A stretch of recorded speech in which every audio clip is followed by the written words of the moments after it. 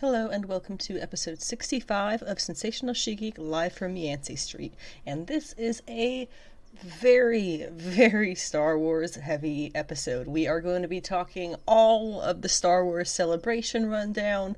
We are going to be talking the Obi-Wan first two episodes. We are going to be talking Strange New Worlds. Just kidding, that's Star Trek. Imagine if I just let that go and just saw if anybody corrected me. But we will in fact be talking Strange New Worlds. Also, be sure to check out the podcast Patreon under Sensational She-Geek, where today on the after show I will be discussing the complete story of one of Star Trek's most popular episodes, is what the preface title is, The Trouble with the Tribbles by David Gerrold, or possibly Gerrold. It is a book from, I want to say, the 70s?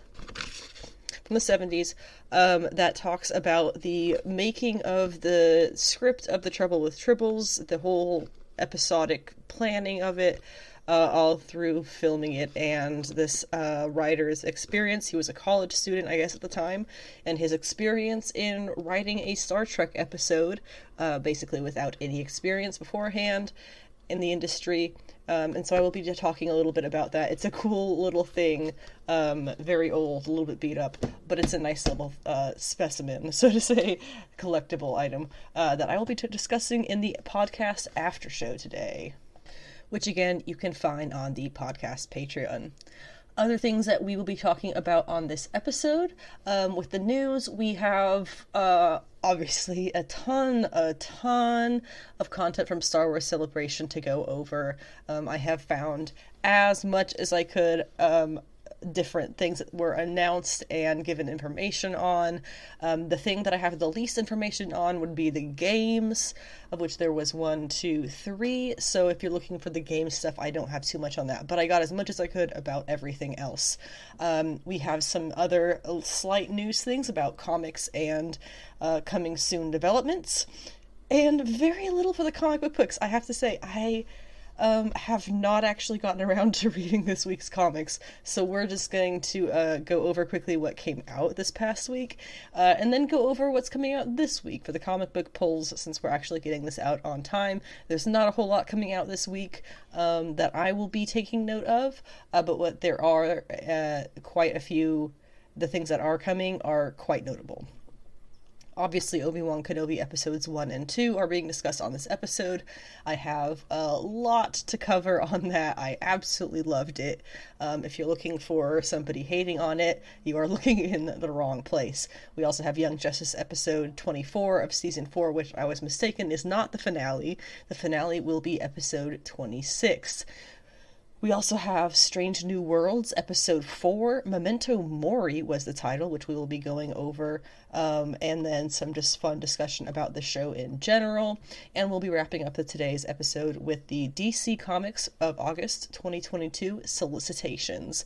Again, I have it broken up into a couple of different sections, which I will, hopefully that will just make things a little bit easier for people who are trying to get to know how these things come out on a monthly basis, maybe make it easier for you to keep track of things. If you'd like to get in touch, you can find an invite link to the Yancey Street Discord at the bottom of each episode. If you are listening to an older episode, just go to the most recent one, and that will have the most recent invite link there. That is a place for discussion of really whatever you want, but obviously for like-minded, sort of geek-minded folks in general. If you would like to find me specifically, you can find me on social media, Instagram.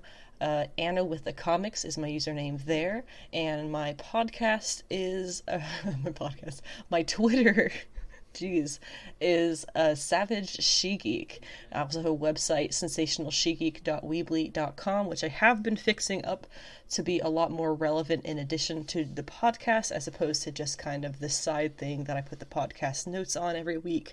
And that includes, I added a beginner's guide to both comics and manga, which I hope covers any information that you might need to take your first steps, as they may be, into the world of comics and manga, which does include my recommendations across comic books, graphic novels, various publishers, and manga.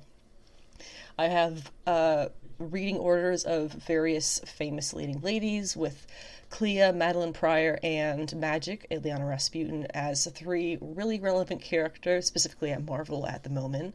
If you're looking for anything pre-2021, specifically February 2021, that I might have written about, that will be found on the blog, which was there long before I started the podcast. So anything like that, I have reviews, I have discussions, I have character breakdowns, stuff like that. All pick list, pull list, all of that pre-2021 is strictly on the blog. What I post mostly on the blog now is podcast pod notes, which are the notes that I take for going through the podcast each week. And I post that there for you to read instead of listening for the podcast, and for those who are hearing impaired, so they can keep up with the events of the weeks as well. Finally, you can find links to anywhere that you can listen to the podcast, which is most podcast hosting apps out there, and also YouTube, where I post the podcast episodes in one playlist for if that's easier for anyone in particular to listen to that way. I also upload action figure review videos on YouTube. I've been pretty bummed out on Marvel Legends of late, so it's been a lot of imported figures and things like that, lots of SH figure arts and whatnot, but I do have a pretty decent backlog of Marvel Legends review videos, and also a 40-minute walkthrough of our entire toy collection, which does include a ton of Marvel Legends figures. My most recent videos, though, are of, I have one, well, actually, it's my most recent video so far, of the Kefla from Dragon Ball Super, and then I am supposed to be getting up, I know I mentioned it on the last week's episode, I will be getting up finally, hopefully, the Sailor Chibi Moon video. I had a little bit of technical difficulties. My phone has been doing this thing where it'll delete a video and then make it reappear like a week later. And so it reappeared, the video that I recorded for that a few days ago, and so I will finally be able to hopefully upload it, finish it and upload it, along with the Kefla video, which is already up there, and you can watch that on my YouTube channel, which is, of course, Sensational She-Geek. I do have the podcast Patreon, as I mentioned. It is under Sensational She-Geek, of course, set up for donations to support the podcast. I'm trying to do the 20 to 30 minute podcast after shows posted exclusively to the Patreon page. I've only done a few so far, though, so they have been made available for public viewing several days after the initial post. This Star Trek one I will make available I believe on Friday is what the plan is, but that will be the last preview that will be made available to non-Patreon subscribers, and after that those will just be the example ones, and or possibly I'll just have a few good ones that I pick out to be used for the example ones, and the rest will be exclusive to patrons. So if you would like to be involved in that, then you will have to subscribe on Patreon after this episode. There's also links for Ko-fi, which is like a buy a creator a coffee kind of situation, Cash App, Venmo, PayPal, etc., all linked on my Linktree for donations towards the podcast, because I do still work a regular job, and the more that I don't have to do that, the more work I can put into the podcast and my site. And links for all of that should appear at the bottom of each episode's description. Finally, I do have a Redbubble shop. I'm having some issues with it. It does have some fun merch things on it right now, but I am struggling with Redbubble a little bit, allowing me to put some stuff up. So I will likely be making that my own kind of sticker sales thing. So keep that in mind for the future. Before we really get into the news, my only news and announcements I have are just a couple of points. First of all, I've done a few voiceovers for some stop-motion action figure projects on YouTube. I will be doing one coming up for Scarlet in a G.I. Joe video, which I know nothing really about yet besides that information there, but I will be posting it on my website and on we're talking about it on the podcast when it is available.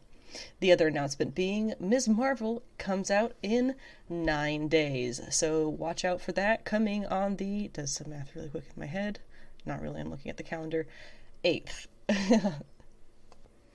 Now let's talk Star Wars Celebration. I've broken this down into a couple of different categories. Well, it's really we're starting with just a couple of general things, and then I've broken it down into what is basically TV news, which is going to cover, let's see, Obi-Wan Kenobi, The Mandalorian, The Bad Batch, Star Wars Visions, Ahsoka, Andor, Star Wars The Skeleton Crew, The Acolyte, Tales of the Jedi, and let's see, Lego Summer, Star Wars Vacation, and Young Jedi Adventures. Then we have Indiana Jones 5, extremely briefly. Willow. Our games are Star Wars Jedi Survivor, Knights of the Old Republic 2, The Sith Lords, Star Wars Hunter, and Star Wars The High Republic. We are going to wrap up the Star Wars celebration with 3 comics. It is The High Republic, The Blade, and Yoda. So starting up at the top of that list, and if you couldn't tell, that was mostly, you go TV and then other stuff, and then you get games and comics. I had a pattern to this. There is some sense to the madness. I don't know. But starting off with just the general announcements and things that we learned. One thing I noticed going through all the news is that the internet, I'm sure possibly Disney has it all encompassed, but the internet seems to lack like an all-encompassing rundown of all of this news of just the entire thing, day 1 to day 4 or 5. So I did my best piecing bits together, because most articles seem to kind of go day by day or kind of pick and choose what they were talking about. So I did my best piecing it all together. I apologize if I missed something that you were looking forward to hearing about. It did take place this year in Anaheim, but it will be taking place in 2023 in London, which I believe I read was the first time since 2016 that it has been there. There were a couple of things that were not really spoken about, specifically the movies that are the future of Star Wars. However, Kathleen Kennedy, after the showcase, did speak with a few outlets confirming that Taika Waititi's project, which he has a movie coming up, it has progressed forward ahead of Patty Jenkins' project, which you might remember is Rogue Squadron, meaning it will be the next Star Wars film being released, supposedly, next year. And that's pretty much the general stuff.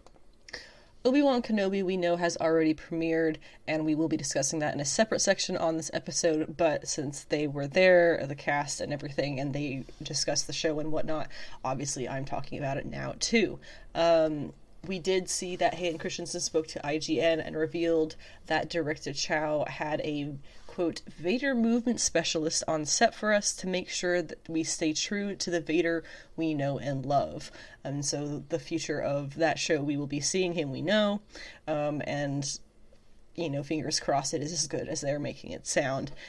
It was friggin' delightful to see the videos and images of Ashley Eckstein, the voice of Ahsoka Tano from the Clone Wars, finally meeting Hayden Christensen and Ewan McGregor, and having a really, really cute time throwing lines kind of back and forth just a bit from the Clone Wars show, like calling him Sky Guy and stuff. Absolutely adorable, and the crowd went totally nuts. They were super into it. Gotta love it. Because Ashley Eckstein, she had a lot to do with the creation of the characterization and the characterization of Ahsoka. And she has been a major backer of the Clone Wars and its characters and its history and everything from the start. Not having her as the live-action Ahsoka in the Ahsoka show is a little bit bittersweet, but knowing that, all of that, but she is still super involved with the community through her fashion line that she created. It's Her Universe. If you've ever heard of that fashion line, Her Universe, that is Ashley Eckstein's baby. She has so many other Star Wars related projects, plus her husband is an ex-MLB player, so between the two of them, they probably have a busy enough schedule of appearances as it is, but in any case, it was just so nice to see them recognize her in this way and have her lead the discussion of Obi and Anakin's live-action versions. Super cute. 10 out of 10. I do have a link in the description below if you want to watch that interview. Season 3 of The Mandalorian will be premiering in February of 2023, so we have a little under a year to wait for that. It will be, of course, reintroducing us to the characters we met in the first seasons, like Emily Swallows the Armorer, Carl Weathers' Grief Karga, Paul Sun-hyung's Lee Paul Seung Lee's Captain Carson Teva. Again, I am so bad at pronunciations of names. I apologize for slaughtering some of them and making a fool of myself. Also, we'll be seeing more of Amy Sedaris' Pili Moto and some other fan favorites, with a big focus on Katie Sackhoff's Bo-Katan Kryze. There is a trailer that they showed to the audience. It has not been publicized. There are versions out there, bits and pieces, to whatever extent you seem to possibly want, on places on the internet if you would like to find them, which I'm not going to link here because I don't want to get in trouble. I'm not stupid. Not that stupid. But in the trailer, as I may or may not have seen that, I didn't go. We will be going to Mandalore. Finally, we first saw Mandalore visually in the Clone Wars and also Rebels, if I'm not completely mistaken. It is obviously the home of the Mandalorians, of course, formerly under the rule of Satine Kryze. A rule is kind of a loose term. I use that term loosely, but under the guard of Satine Kryze, we'll go with that, who is the rumored lover of Obi-Wan and sister, factual not rumored, of Bo-Katan. Katie Sackhoff's Bo-Katan, in case you need that piece together. We have seen a lot of the complicated lore and culture of Mandalore in the Mandalorian show and across various other shows, really, but mostly from a perspective of what you would call religious extremists, at least in The Mandalorian. And those extremists, are characters such as the Armor, and of course Din Djarin himself, the Mando, as we may call him. It was more or less confirmed through episodes of Book of Boba Fett, of all places, that they come from a group who we saw more or less founded, I guess, in the Clone Wars series, the Death Watch. They got involved with Maul after being bisected. It got involved with the Darksaber. Things were generally complicated, but basically they rebelled, ended up going off as the quote one true Mandalorians, and Mandalore itself attempted to modernize its beliefs and lifestyles. Now it's a bit of a tragedy of a place. So that's where Bo-Katan comes from, while Din and the Armor come from the offshoot that was once Death Watch. So we have been led to believe so far. It's what we pieced together. And this all, of course, will definitely complicate things, especially with Din having the Darksaber, technically marking his right to lead the planet of Mandalore, and all of the Mandalorian people. So shit's a bit complicated, and I am digging it because I love space drama. Star Wars drama. I'm into it. Also from Collider, they say, speaking with Collider during Star Wars Celebration, Jon Favreau noted, quote, "We all know where everything's going to end because of the time period ends. Because of when the time period ends." I butchered that just by reading it. He's basically just referencing, we are led to assume, referencing the rise of the First Order, which I guess is kind of where the show is going to wrap up.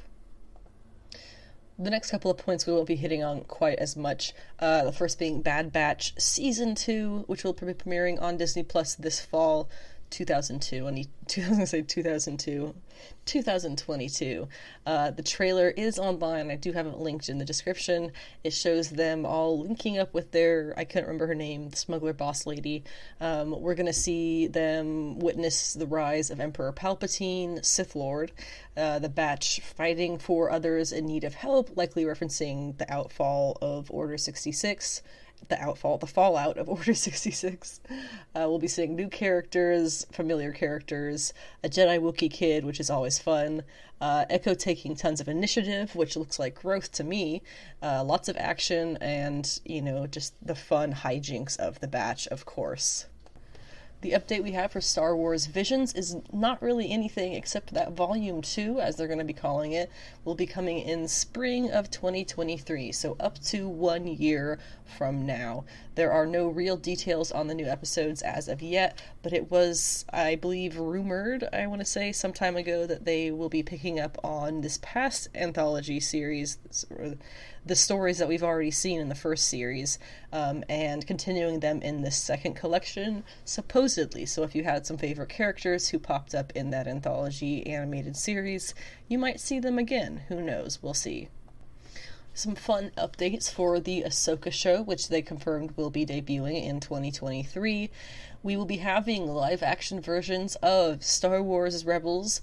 Satine Wren, who was a fan-favorite character, has a little bit of a mystery to her story, but now she has been confirmed as to being in the live-action Ahsoka show, and she'll be played by Natasha Liu Bordizzo. Possibly Bordizzo, but it doesn't make sense. We also saw that they brought out Chopper on stage, announcing that Chopper was going to be in the show as well. Chopper was in Rebels, as well as Harris Syndulla, who you might remember as the green-haired, but it's like a green-skinned Twi'lek pilot, who was, by the end, the romantic partner of Kanan. And there is no actress named for her yet, but they just confirmed, I guess, through visuals that she will be part of the series as well. They also showed a mural of Ezra Bridger that will be appearing in the show, so there's a pretty good chance that we're going to be seeing him. The whole thing seems to be kind of spinning out of Rebels. It's basically just going to be a continuation of Rebels, so the people who are saying that they're trying to erase Rebels really need to stop. Ezra's disappearance at the end of Rebels is set to be most of the plot of Ahsoka. It's been theorized as showing up in future Star Wars plots since the show ended, and I have no doubt that being the bulk of the plot, Ezra's been cast. They have Ezra. He's probably already filmed his scenes. But I'm really excited for it. Whoever, Hera is going to be, whatever fun throw-in characters they might give us from Rebels, it's going to be a blast. The show Andor was announced a few years ago, but we finally get the first teaser trailer for at this event. I have that one linked in the description as well. It's very Cloak and Dagger's Rebellion rising up from the bottom, which makes sense because this series is going to be starring Diego Luna as Cassian Andor. Cassian Andor. And this is going to be premiering with the first 2 episodes on August 31st of this year, 2022, so mark your calendars.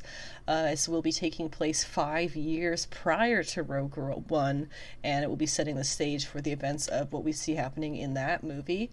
The first season is going to be consisting of 12 episodes, so it's a pretty long one for a Disney Plus original show, or for at least one of these kind of Disney Marvel kind of owned ones, I guess. Adjacent ones. And then a second part is already in the works with another 12 episodes, which will wrap up the series in its entirety. This was first announced in 2018 following a massive fan outcry after the ending of Rogue One, which saw the death of all the characters directly involved in the plot, including, of course, Cassian Andor. As he was a major fan favorite, they're making up for the deaths in a way by giving us this show, explaining, I guess, just why he was kind of so cool.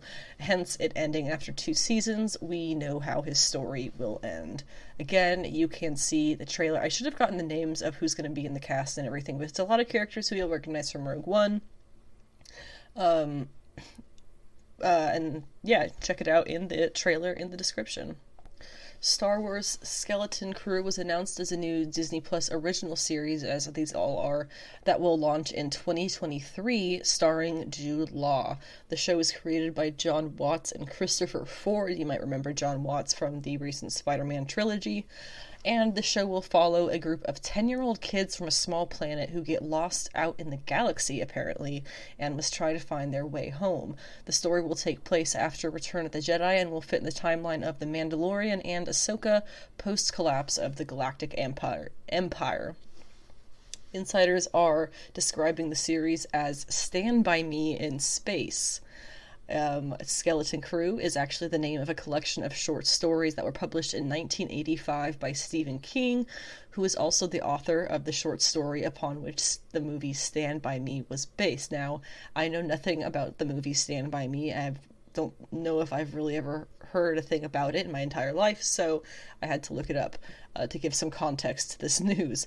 Stand By Me was a 1986 movie starring Will Wheaton, River Phoenix, Corey Feldman, and Jerry O'Connell, and somebody out there is going, "Oh, she's so young." Get over it. Plot of the movie. After learning that a stranger has been accidentally killed near their rural homes, 4 Oregon boys decide to go see the body. Of course.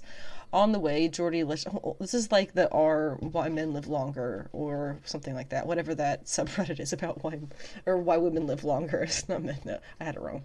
Anyway, it says, on the way, Geordie LaChance, Will Wheaton, Vern Tessio, Jerry O'Connell, Chris Chambers, River Phoenix, and Teddy Duchamp, Corey Feldman, encounter a mean junk man and a marsh full of leeches, as they also learn more about one another and their very different home lives. Just a lark at first, the boys' adventure evolves into a defining event in their lives. It's a coming-of-age boys movie from the 80s. I mean, it does not sound like my style. No wonder I haven't heard of it. So with all of that in mind, will these kids be in the middle of a murder mystery conspiracy in space? That could be fun, legitimately. Star Wars The Acolyte was one that was announced some time ago as well. It is a 9-part Disney Plus series that is written by Leslie Headland and is going to be set 100 years before Episode 1 during what is known as the High Republic era, exploring how a time of peace slowly began to erode, as we eventually saw during the prequel trilogy. Creator and writer Leslie Headland says, "The High Republic is so golden in so many ways. What are we turning a blind eye to that could lead to the rise of somebody like Palpatine about a century later? Yes, it's one bad guy, but it's one bad guy that completely undermines the entire system of government. You can't just end up with George Lucas's Phantom Menace situation if everything is going well." She also says, "You could not pay me enough to try and be in the Luke Skywalker timeline. There's too much iconography and intensity with those particular characters. I think I'm telling a story that's more about a timeline we don't know much about. Let's hang out here for a little bit and check out what Star Wars looks like when the good guys are actually in charge. What happens? We know what it eventually leads to, so let's explore. What are the holes that we can poke at into what happened?" I mean, that sounds fascinating. I don't think we have too much about the plot, but I am all for them diving into new eras of the Star Wars universe that we have yet to see expanded on yet. That is all 100% good to me. Now, getting into the animated and kids projects, these last 3 is what those are, starting with Star Wars Tales of the Jedi. This is an anthology of original animated shorts that are going to be headed to Disney Plus this fall, developed by Dave Filoni and Charles Murray. They're going to be set in the prequel era, and the series is going to focus on 2 different Jedi characters that we already know from that period, namely Ahsoka Tano and Count Dooku. The 6 episodes of the series, the first 3 are going to be looking at different moments in Ahsoka's life from infanthood on. The second half will do the same, but with Count Dooku. We also know that Liam Neeson is returning to voice Qui-Gon Jinn in this series for the first time since his appearance in the animated Clone Wars series. Many people, although that is known, many people, including myself, are still speculating on whether Neeson is going to be returning as live-action Qui-Gon in the Obi-Wan Kenobi series in these next few weeks. I think ultimately what it comes down to is there will be mass disappointment if he doesn't, is kind of where that lands. Lego Star Wars Summer Vacation is an animated short that will be arriving on Disney Plus on August 15th. It is set in the aftermath of Rise of Skywalker, is probably going to be just a very lighthearted comedic thing that has very little to do with anything canon. So if that's what you're into, go for it. Have some fun. The last show we're talking about is Star Wars Young Jedi Adventures.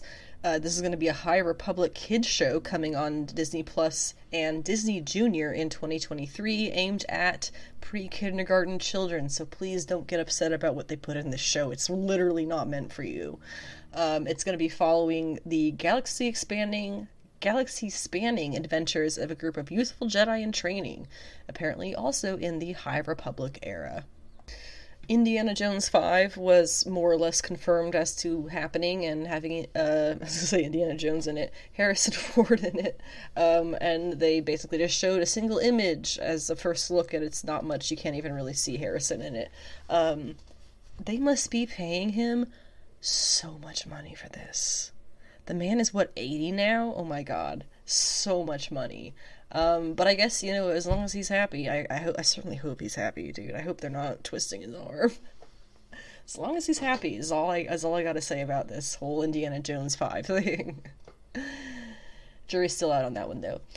Willow also came out. To context, I literally don't know a thing about Willow. I didn't do the research, though, because I'll probably watch it before too long. It did come with the trailer, which I have, again, linked in the description for you. It is going to be premiering on Disney Plus November 30th. It is a sequel that's happening 200 years after the 1988 original, with Warwick Davis returning as... is it Llewellyn or Nelwyn? Because Nelwyn is what it looks like, but that is not what my brain wants me to say. Nelwyn the dwarf and sorcerer Willow Ulfgood? Is it the same guy? Oh, Okay, gotcha. I'm reading this entirely wrong. He is not Nelwyn the dwarf. He is a Nelwyn dwarf. But he is the sorcerer known as Willow Ulfgood. I told you I knew nothing about this. Sorry. Real briefly, more or less, we have 3 games that they talked about, as far as I could tell, at the Star Wars celebration. The first being Star Wars Jedi Survivor. This game is a sequel to the highly lauded Star Wars Jedi Fallen Order video game that came out just a couple of years ago. It once again follows Cal Kestis and his mission to escape the Empire and those looking to hunt him and the remaining Jedi. They gave the first trailer, which I guess I should probably find and link in the description for those of you who are curious, and it has a 2022 release window. Alright, there's the link for you there. They also have Star Wars Knights of the Old Republic 2, The Sith Lords, which is apparently a sequel to Knights of the Old Republic, but specifically for Nintendo Switch. That's all I got for that one, besides the release date of June 8th, 2022. And finally, Star Wars Hunters. Literally all I have said it's a multiplayer combat game. That's all I have written here. So those are the games. There are also 3 comics that were announced at the Star Wars Celebration, the first of which is The High Republic. There is currently a High Republic comic going at Marvel, but they are going to be bringing back writer Kevin Scott and artist Ario Anindito for a new story relaunching the series, set 150 years before the first volume, set on the Force-rich planet of Jeddah. Is going to be launching this fall in October of 2022 as part of what they're calling Phase 2 of the ongoing High Republic Initiative. The series is going to introduce a new Jedi character named Vildar Mack and will take place, as I said, on Jeddah, the holy moon that was introduced in Rogue One, A Star Wars Story, which we have already discussed. An additional comic taking place in the High Republic Initiative Phase 2, I suppose is what they're calling it at Marvel. Star Wars The Blade. I guess it's actually Star Wars The High Republic The Blade. This one is coming from legendary, more or less, Star Wars writer Charles Soule with artist Marco Castiello, or possibly Castillo. They will be teaming up for a 4-issue miniseries here focusing on Jedi-turned-cook Porter Engle. Go figure, otherwise known as the Blade of Bardoda. The Blade number 1 is due out this November. Finally, in the world of Star Wars comics at Star Wars Celebration, they announced Star Wars Yoda, which is a 10-issue maxi-series starring the Jedi Grandmaster, set shortly before The Empire Strikes Back. It is going to see him reflecting on 3 different eras of his life. In the first arc/era, be written by Cavan Scott and with art by Nico Leone, set during the High Republic, which makes sense because Cavan Scott, is it Cavan or Cavan? I don't know, is currently writing the High Republic stuff. The second arc in the second era is going to be by Jody Hauser, who I adore, with art by Luke Ross, and will feature a young Count Dooku, who you remember was actually, am I mistaken in that? Was he Yoda's apprentice at one point? I think he was. And finally, Mark Guggenheim and Alessandro Miracolo will helm the final arc of the series beginning in October 2022. Wedging away from Star Wars for just a few minutes, for a bit here. We got a bit. The only bit of coming soon news and announcements I have is super exciting for me and hopefully for some of you as well. They have officially announced, in a way, that Netflix is doing a Horizon Zero Dawn live-action TV show. Super exciting. We don't know much about it. Pretty much nothing, but sources tell Deadline that it is in early development. So it's happening. The original game, of course, won Game of the Year in, I believe, 2017, and rightfully so. The sequel, Forbidden Wilds, I believe, nope, Forbidden West. Frozen Wilds was the thingy. Forbidden West came out this February 2022. I haven't had a chance to play it yet because I sold my PS3. Is that the one that I had? I sold PS4 is the one I had. So if you'd like to gift me one of those so I can play Horizon Zero Dawn, the sequel, I would be so down.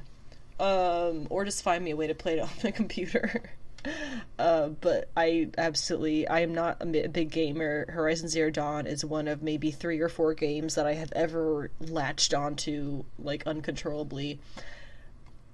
Completely adore it, have played it beginning to end, and all of the expansion except for, I think, the last bit that I got stuck in that horde cave.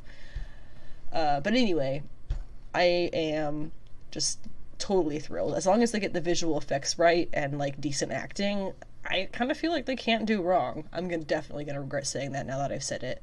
Please be decent. Oh, but what am I talking about? I haven't even mentioned that Horizon Zero Dawn also has comics. They're published by Titan Comics, and they are really good. They're written by game story developers, people who are actually involved with the game and everything. So that's super exciting.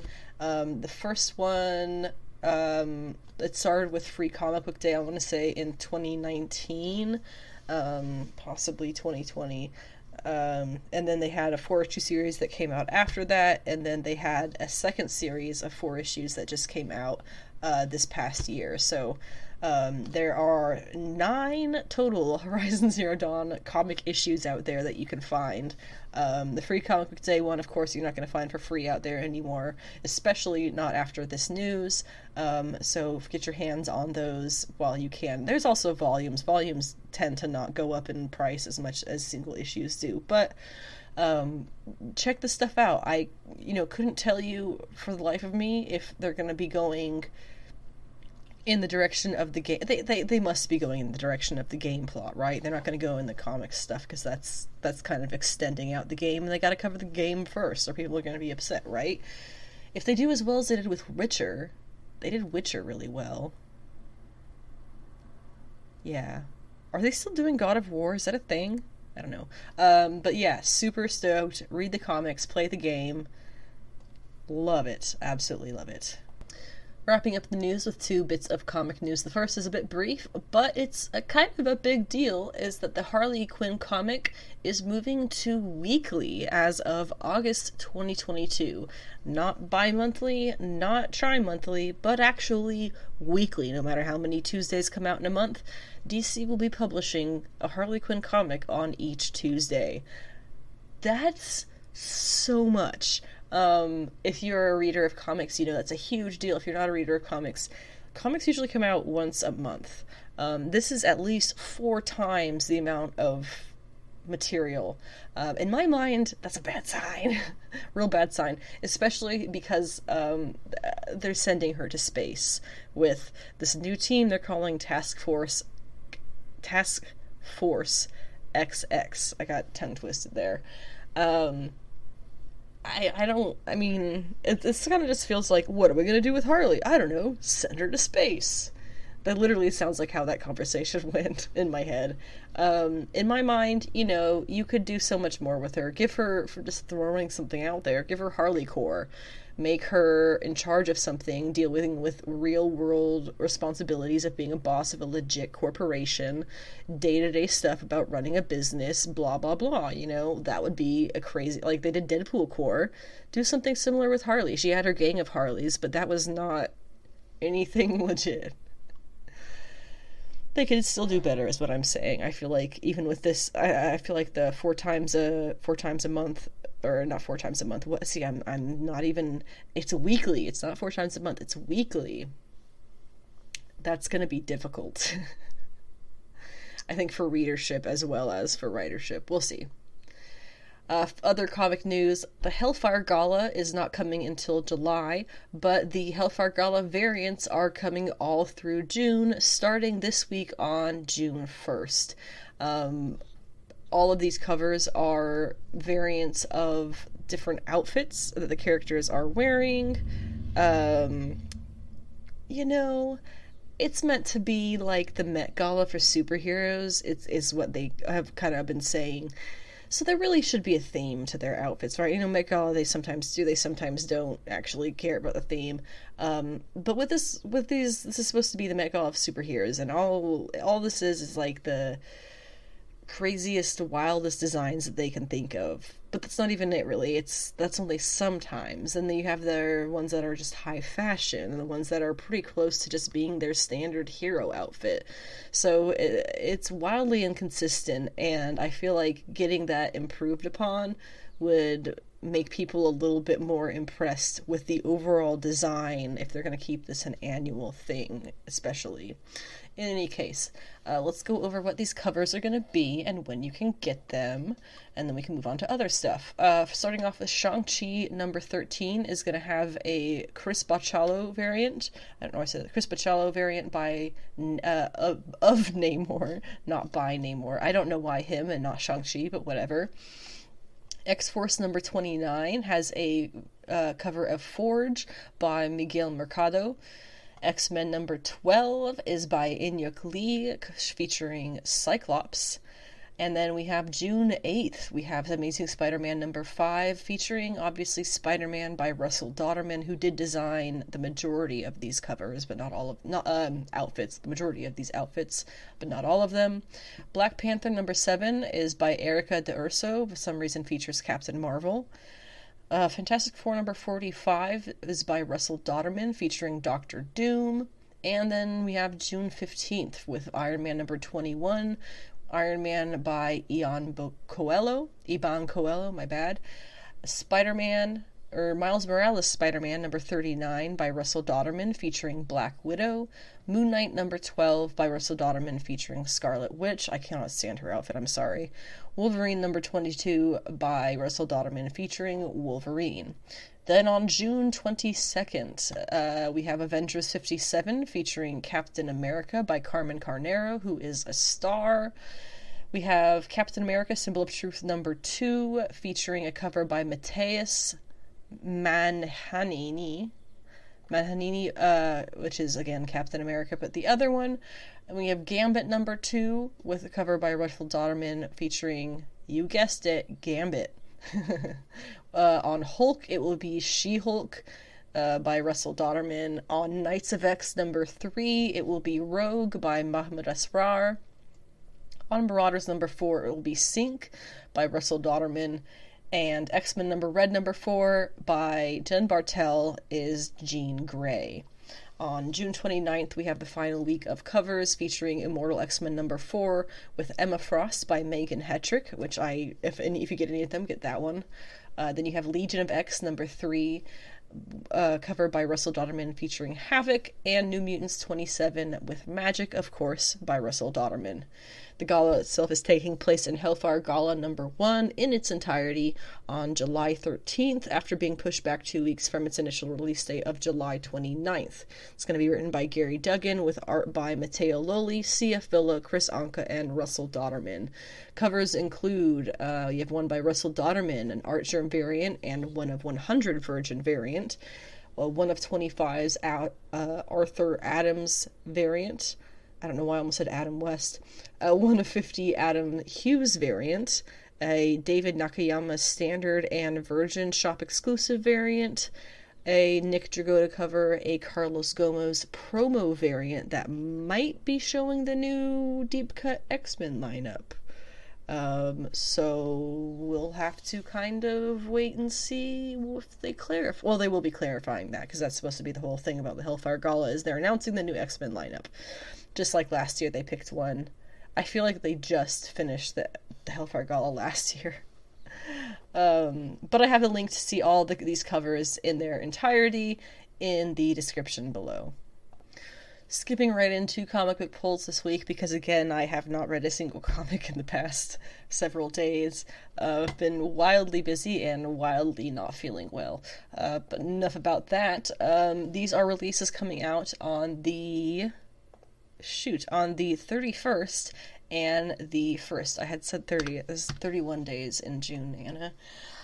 Starting with Code 45, number 1, which I guess I did talk about last episode, but I had the date wrong, so it's happening again. This is coming from Scout Comics by writer Benjamin Hunting and artist Joel Ng. Definitely said that one wrong. It says, there are dragons lurking in the tunnels beneath Montreal city streets. At least that's the rumor that confronts new Metro driver Vanessa. Terrified by these mysterious and horrifying apparitions, the night shift turns to self-medication, losing the ability to tell the difference between reality and fantasy. Pulled in deep by the underground raves that blast the system's abandoned stations, Vanessa quickly finds herself on the verge of crossing into a dark world she never knew existed. Justice League Road to Dark Crisis number 1 kicks off more or less the Dark Crisis event. They said they weren't going to do more crises, but they're doing it anyway.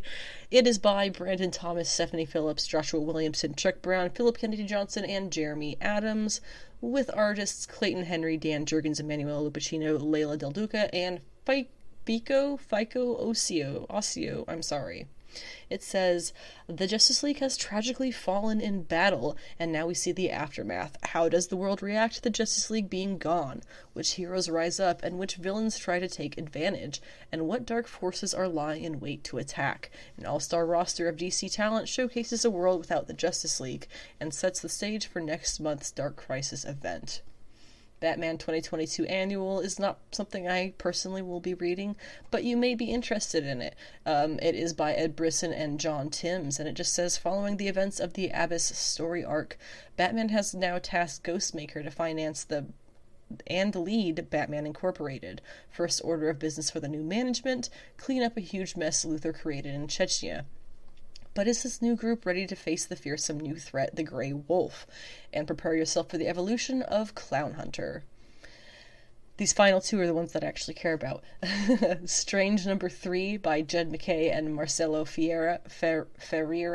I talked about it a little bit last week, but Jed MacKay, I believe, he does a fine enough job, but he lacks the passion for the character of Clea that I think that this series, as her first solo series, rightfully deserves. Regardless, what the solicitation says this week is that someone is preying on the misery and suffering of New York's citizens. Clea Strange, that's not her last name, is all too familiar with the demons and monsters that stalk humans. But what happens when it's the humans who are hunting the monsters? Finally, Captain Marvel number 38, The Trials Part 1, Captain Marvel No More. Carol Danvers is missing. Her disappearance has left the newly sentient binary to fill in, but stepping into the shoes of one of Earth's greatest heroes is no easy feat. As Binary finds herself plunged into a world she barely understands, the questions about who and what Binary is grow deeper. And where is Captain Marvel anyway? A brand new story arc starts here as Kelly Thompson's award-winning epic adventure continues. This is Marvel Legacy number 172, meaning this is Captain Marvel 172. I don't know if they're going by Captain Marvel or by...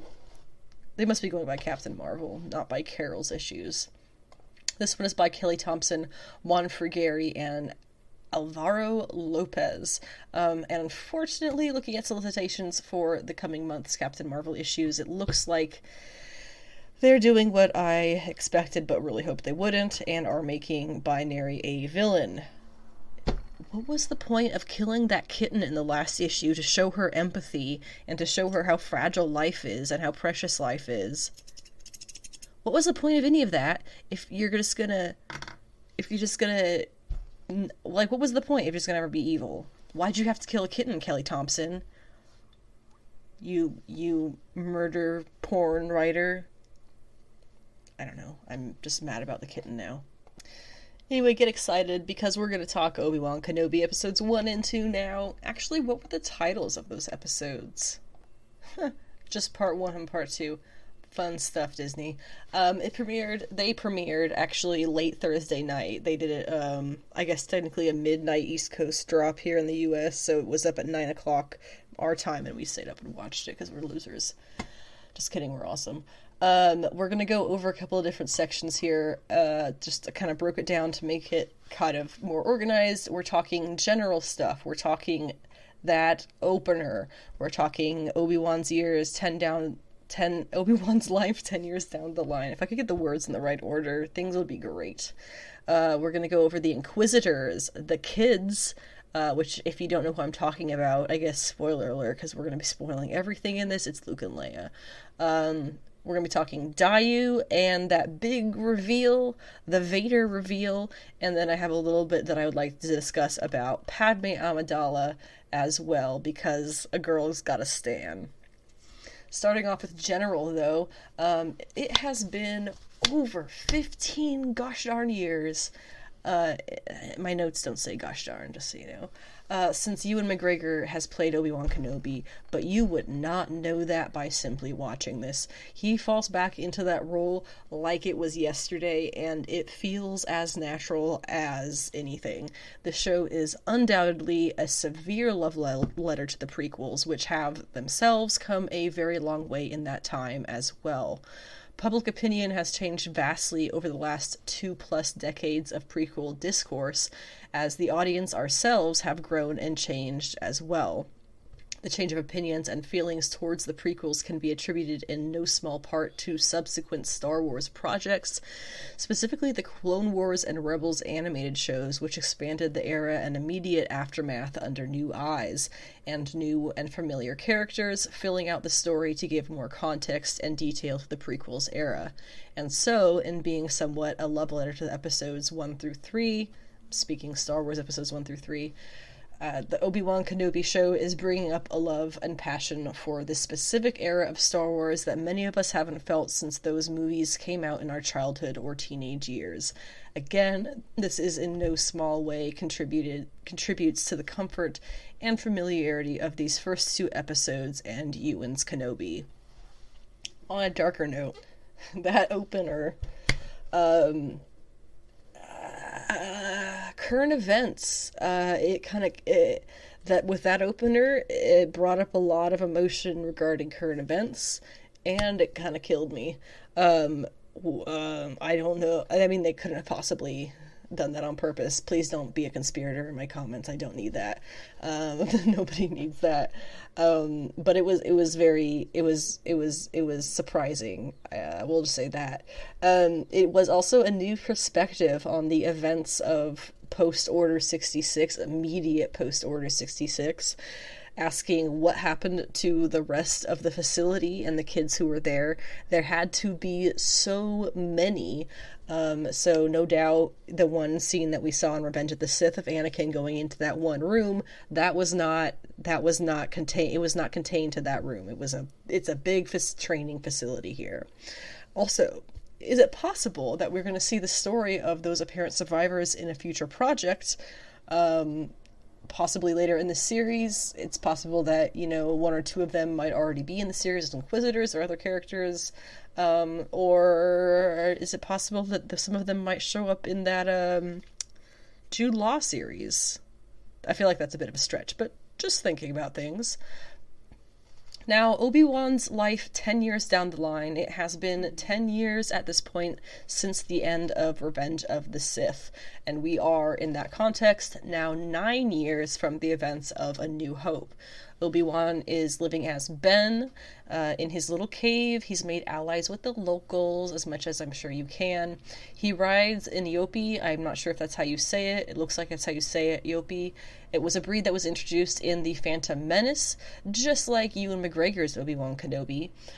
These aardvark-faced space camels also gave us the first Star Wars fart joke in that movie, so fun throwback. Thank you, Jar Jar. Obi works for Ben works for some kind of meat. It's basically a meat processing plant in the middle of the desert, harvesting and portioning what appears to be dragon meat found off of a dead body, which I guess it just lasts for a long time because it's so big. My husband mentioned that it reminded us of We Only Find Them When They're Dead, which is a comic that had so much potential. And then the second arc of it was about these giant creatures, these giant, like you're not even the size of the teardrop that falls their eye, like your home is the size of their teardrop, giant beings that would appear in space. And it was like this fascinating thing. Where do they come from? They call them gods. Are they gods? What is this big mystery of they just show up in space and they're always dead? And then the second arc went and became political about the society that is like adjacent to that. And I was like, you know what? That's not what this series is about. I digress massively. Point being, harvesting dragon meat or something in the desert seems to be a pretty chill job. He can sneak out a few pieces for his little aardvark faced space camel buddy, his little Yopi. The more I say it, the weirder it sounds. We also run into a Jedi, I don't remember his name, I didn't write it down, who is actually from the books, I believe, the books of the comics. But it was he's a dude who's from canon, and he dies in this because he's honestly kind of an idiot. He almost outs Obi-Wan as well, almost on accident, entirely on accident, I guess. And the way they kill him, they probably just shoot him and string up his body. But the way that apparently happened in the other canon, whatever the material he showed up in before, was that he was beaten brutally and hung from the neck on display, as opposed from being tied up by the chest. So a lot more brutal, but not really, I think, the kind of tone that they were looking for, even though that would definitely set a specific tone for what they're willing to do to find the Jedi. Although Reva does get that pretty well across in her own way. So that's Obi's wife. That's Ben's life, is what I should be saying.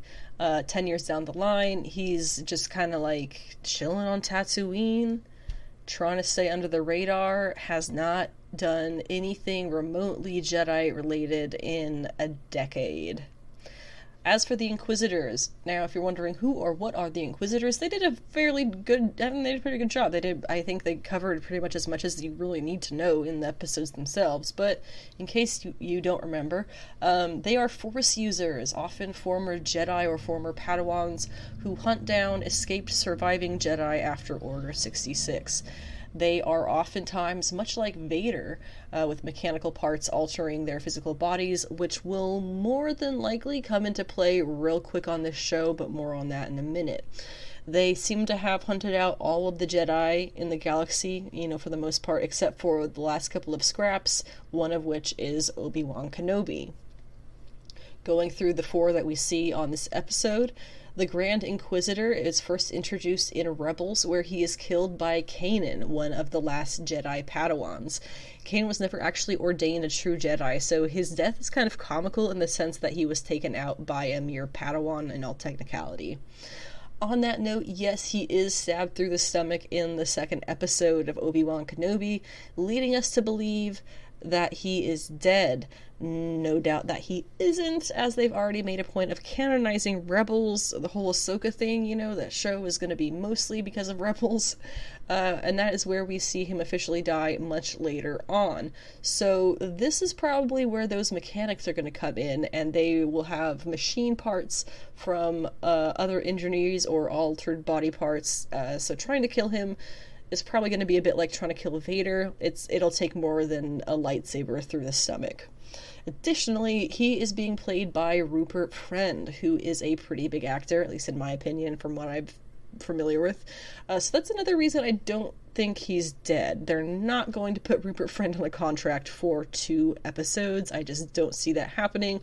Obviously, the other alternative being the character who we see in Rebels is a clone of this character or some other relation in that sense. And also kudos to Rupert Friend for owning the craft and wearing all of that face makeup, unlike some big Hollywood egos who would not do that for the character and instead just want to have their face seen. Christian Bale. In case you missed that, I was saying Christian Bale. Okay. Now moving on to Reva. Her name is Reva Savander. She's played by Moses Ingram.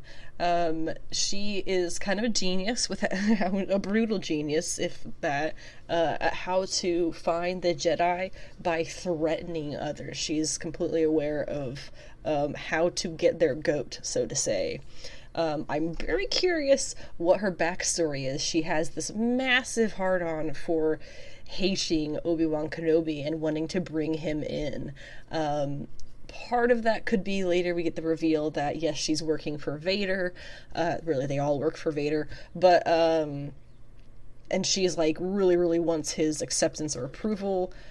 I don't see that being the only thing. I think that there's going to be a little bit more to it. There's got to be some kind of personal connection that she feels that she had, possibly as being a student of a Jedi in the past. Maybe one of those kids who ran away in that opening scene of the first episode. Who's to say at this point? On Twitter, I found this really interesting quote. Also, y'all are complaining about Reva being over the top, and Inquisitors shouldn't be like that or over the top, but y'all eat it up when Kylo Ren is throwing a temper tantrum or when Maul yells Kenobi 15,000 times, which I felt was super accurate because I'm so tired of female characters being crapped on because of really racist and sexist reasons. On that note, Moses Ingram recently told The Independent that Lucasfilm executives themselves warned her that she would likely face harassment online from racist Star Wars trolls as a black woman entering the franchise in the series.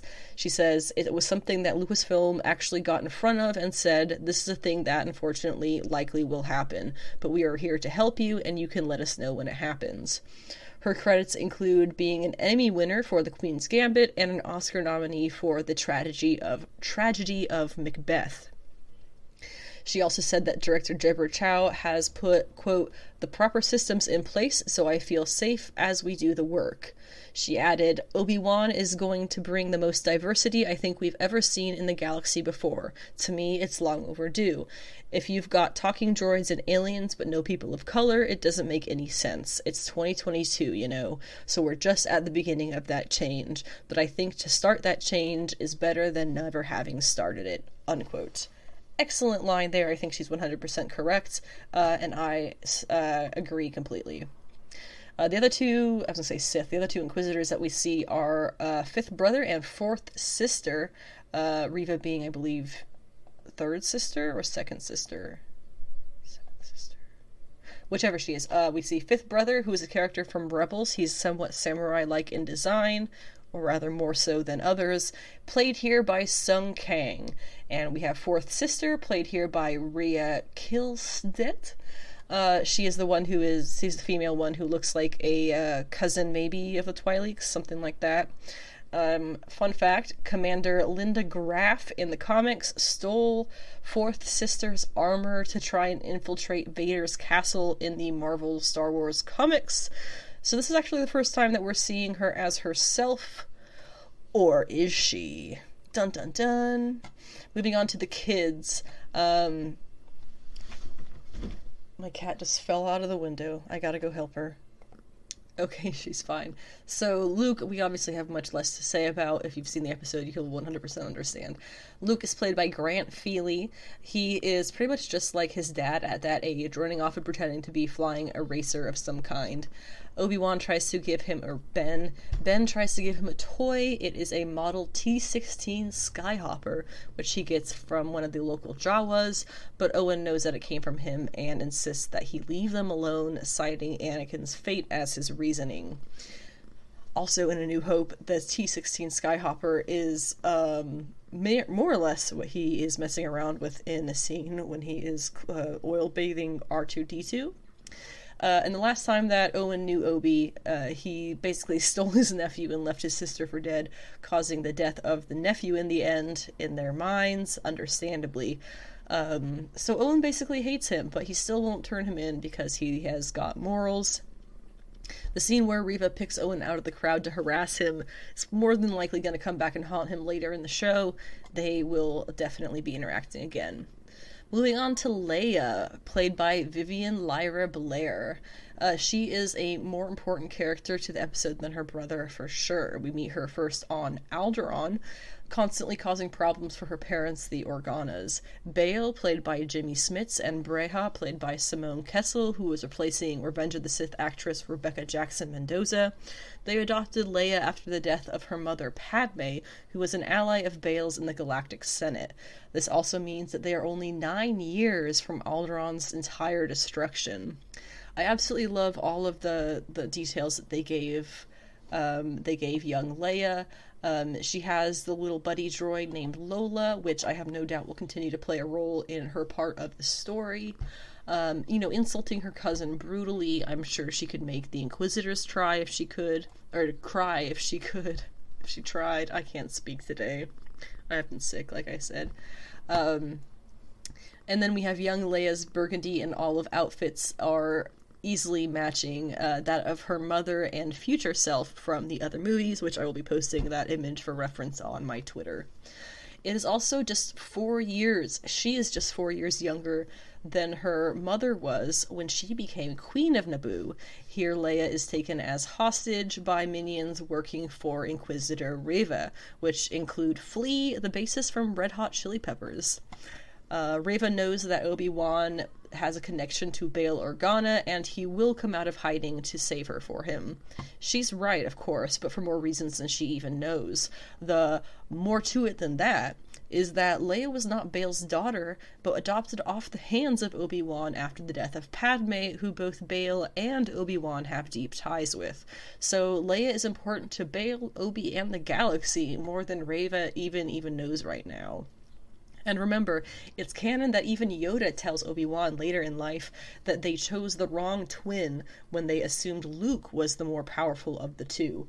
It was always meant to be Leia. He does say the line at one point in the second episode, "You remind me of someone," clearly talking about Padme, her mother, who was herself a great leader. Their dynamic quickly becomes similar to that of Grogu and Din, the lone wolf and cub setup. I have a quote from Decider writer Megan O'Keefe, whose article I have linked below. She says, "That is a trope of Japanese samurai storytelling where a hardened warrior finds purpose on the run with a young charge. The warrior also softens because of the child. It's such a perfect convention for Star Wars, not only because the universe is rooted in samurai film motifs, but because it gives everyone watching something to emotionally latch onto." Again, that article, which is actually a really good article about how Obi-Wan and Leia's relationship was the heart of these 2 episodes, is again linked in the description. In fact, this show was apparently going to be entirely about Obi-Wan and Leia doing the lone wolf and cub thing before Mandalorian came out, and then they had to decide to switch it up so it would be a little bit more different from that show. It's also Leia that finally gets Obi-Wan to break out his Force use for likely the first time in those 10 years when she falls off a rooftop and he's forced to try his hardest to save her. He accesses the power just in time, convincing her at last that he is not here to hurt her and that yes, he truly is a real Jedi. With all of this in mind, it's really no wonder that she reaches out to him when Alderaan and the entire galaxy really is on the line. He wasn't just an ally of her father's that she'd heard of her whole life, they were actually close personally, and he has a history of coming to her aid when she truly needs it. The planet Daiyu is where Leia is taken when she is kidnapped. It is a Blade Runner-esque city of a planet that is run or overrun with drug dealers and mercenaries, a refuge of scum and villainy as a whole planet, apparently, that you can't contact from the outside from the surface.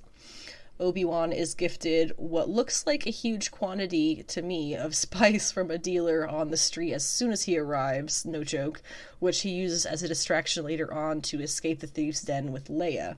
Spice is the chosen drug of the Star Wars universe, long since known to cause major societal issues across the whole galaxy, both in its use and its creation.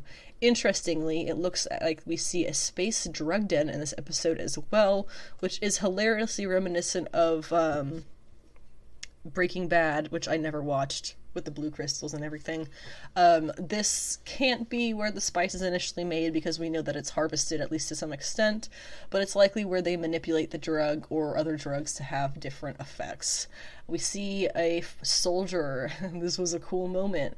Tamora Morrison reprises his role as Clone Wars soldier, unnamed Clone Wars soldier, likely, as a original clone from pre-Order 66 who has now just a beggar on the street using his helmet to collect change from people going by, including, not change from them, but going by includes new clones who are now not actually clones. They're now stormtroopers who, as they go down the line, become less clone and more recruit.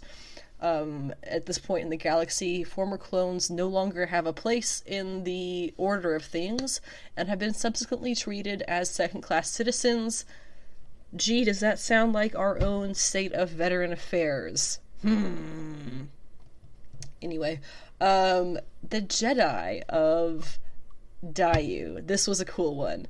We knew that Kumail Nanjiani was going to be appearing, but it was very hush-hush who he was going to be. His character, Haja Estri, makes his appearance in episode 2 as the supposed Jedi of Daiyu. You get in touch with him if you need to get off the planet in a hurry, usually to escape the encroaching Inquisitors and the like. He uses Jedi trickery to convince you who he is, gets you your way out, and all you have to do is pay an arm and a leg, not literally. Hopefully. Spoiler alert, he is not really a Jedi. He's just really good with magnets and triggers, and has at least one or two guys on the inside helping him look convincing to make the charge worth it, aside from, obviously, planetary escape. What turned out to really rock about his character, though, was that he was an honest-to-God good guy. When Reva puts out the word across the planet to hunt Obi-Wan, Haja Estri and his companion see the alert and say that they need to get to him first. For a minute, it looks like they're trying to stab him in the back and turn him in, but Haja ends up actually saving Obi-Wan and giving him the means to escape with Leia. Even more surprising than anything, I think, in the whole episode, when Reva discovers Haja Estri is a fake Jedi, she just scans his mind for where they went and leaves him behind, specifically not killing him. I think that would have been a real big downer at that point, especially seeing with what was coming, the big reveal. When Reva catches up to Obi-Wan and Leia and stabs her boss to ensure that she gets the credit of capture, she takes her moment to give Obi the biggest shock of his entire mortal life. Anakin Skywalker isn't dead. In fact, he's not just alive, he's Darth Vader, her Sith Lord boss, and he wants his revenge against Obi-Wan, former mentor, master, best friend, and brother. Woof! Immediately, his face, first of all, his face, when I tell you that Ewan McGregor dropped right back into the shoes of Obi-Wan with grace and precision, his face... I mean, a nomination would be nice. I'm not the kind of person who runs out here and is like, oh, give him an Oscar. Oscars obviously aren't a thing that would even come near this because it's TV, first of all. But I feel like if this performance continues, I was wildly impressed. If that continues for all 6 episodes without any kind of fail, okay, dude, you've earned yourself some, what is it, a Grammy? No, that's music. Emmy nomination? I think that's a thing, right? I'm not into celebrity worship, but wow, dude, that was heart-wrenching. And immediately you can see that Obi, like, he searches out feeling for Anakin through the Force, thanks in large part to Leia's recent fall, knocking him kind of back into shape. And immediately, what do we see but Anakin waking up in his bacta tank, feeling Obi-Wan right back in turn again for the first time in a decade. Oh my gosh, it was so good. I'm trying not to yell. Of course, Anakin is obsessively furious with Obi-Wan and wants revenge. He likely still blames him for the death of Padme and their children as he saw it all go down. Meanwhile, from Obi-Wan's side, it is just pain and confusion and more confusion and pain. And on top of all of that, a really, honestly, unhealthy dose of regret. It is a lot to handle. And with it, the episode ending right there,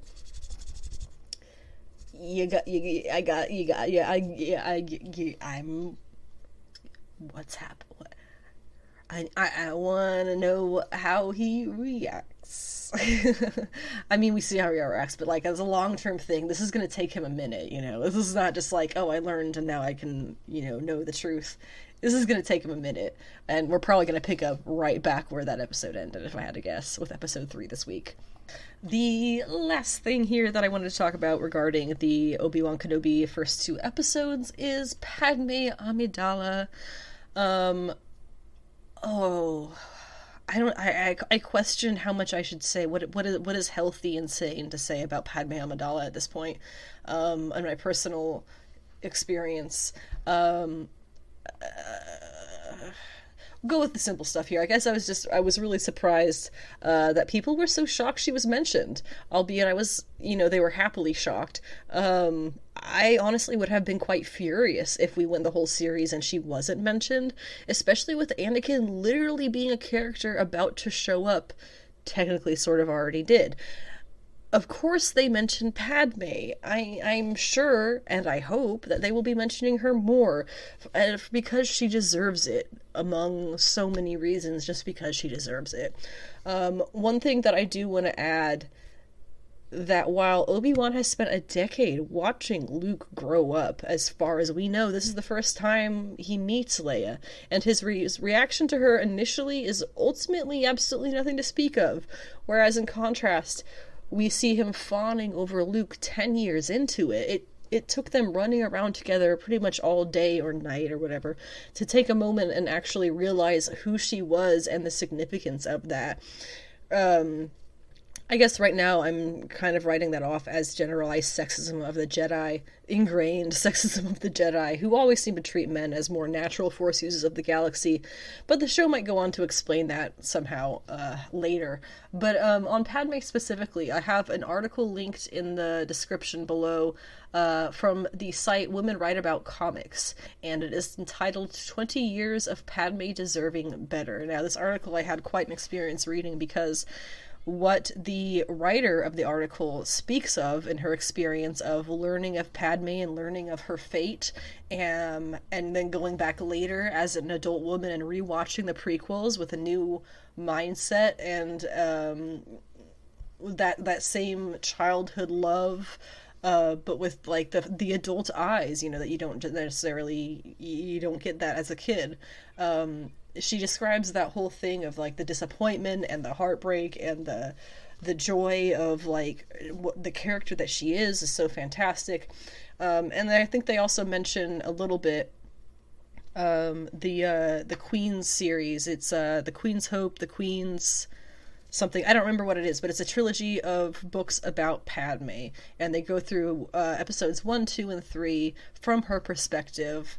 And it's just a really great, I haven't read them myself, but I've read a lot about them in the past few days.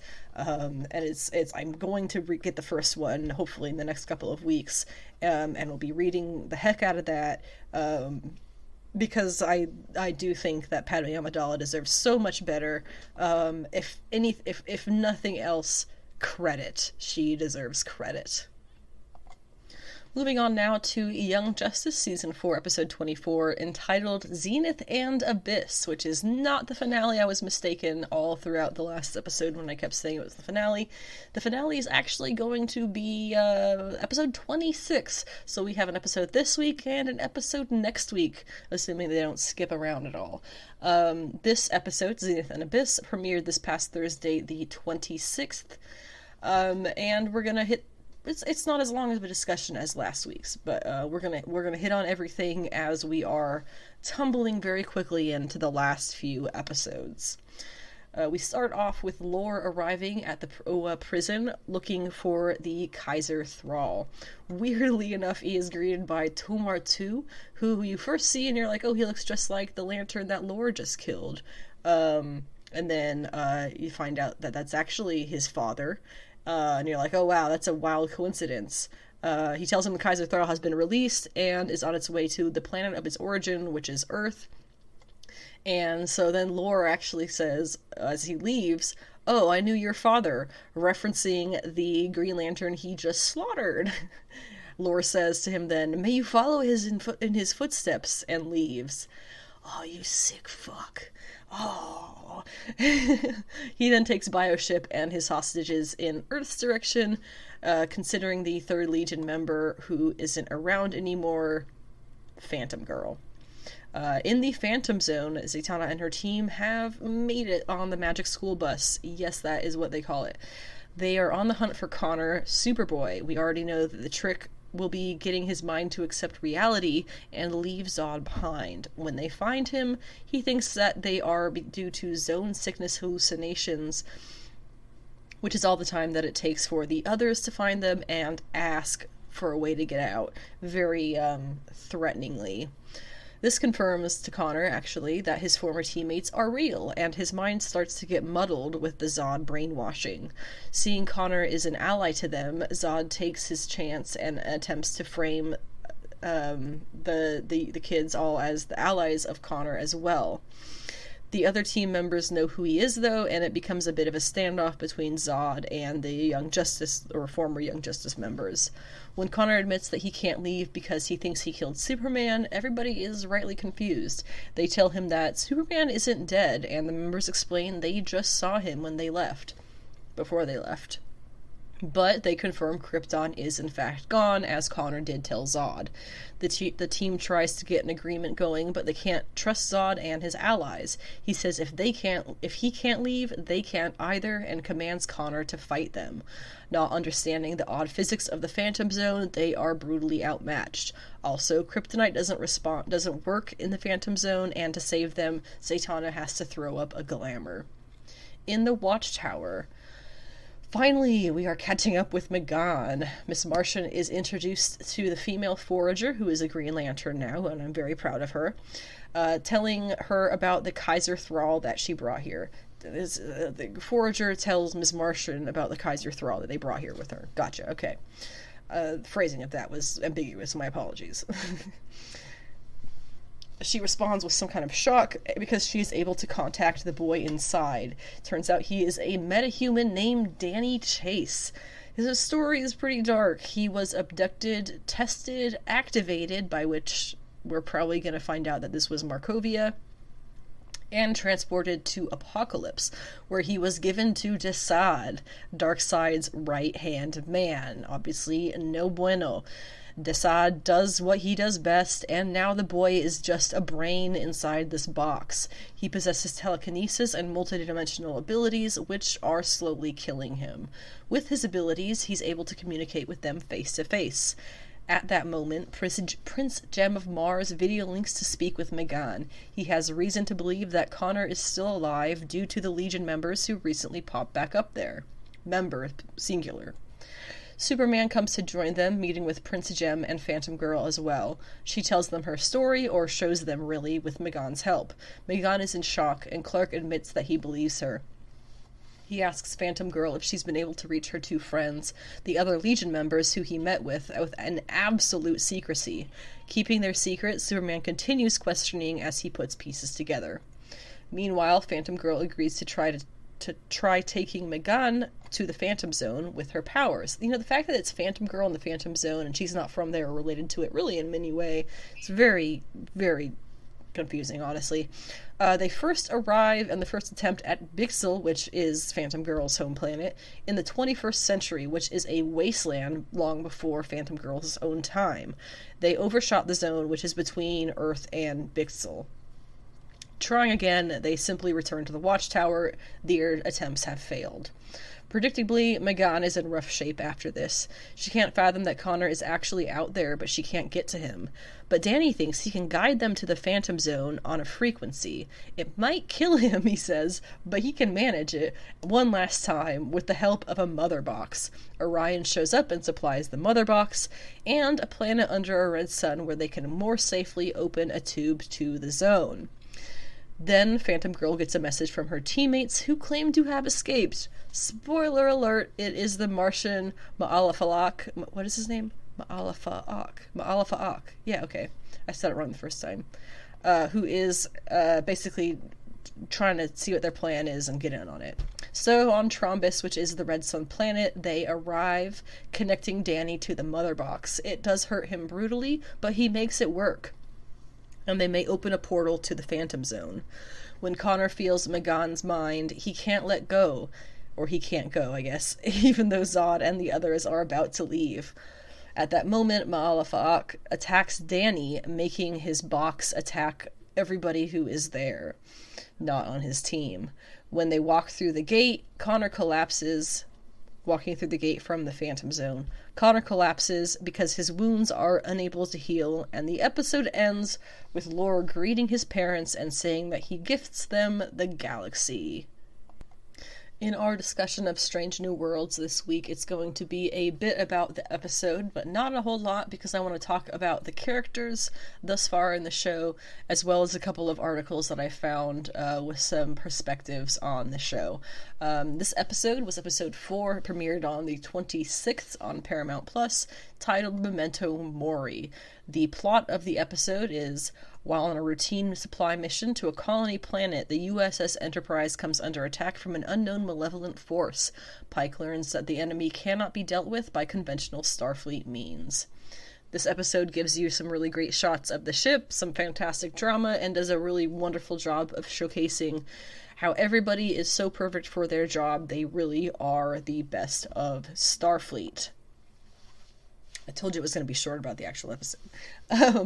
But from space.com, on this particular episode, and actually the show so far, they say, the USS Enterprise has never looked better, and the pseudo-retro style of the J.J. Abrams 2009 movie has been seamlessly blended with both the vintage style of the original series and the new interpretation of that vintage style. Oh, and did you see those away mission jackets this week? I understand what they're feeling. It's a really great visual appearance that they've settled on for this show. They've nailed it on the head. Screen Rant pointed out that this episode is similar to a episode from the original series, specifically Season 1, Episode 14, called Balance of Terror. If you would like to see more about those similarities, I have that article linked in the description.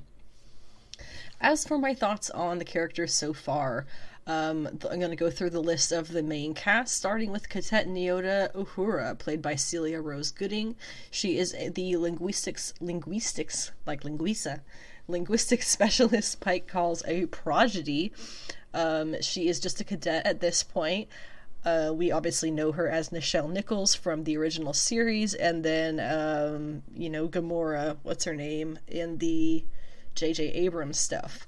I really, her character is great for so many reasons. I really like this portrayal of her.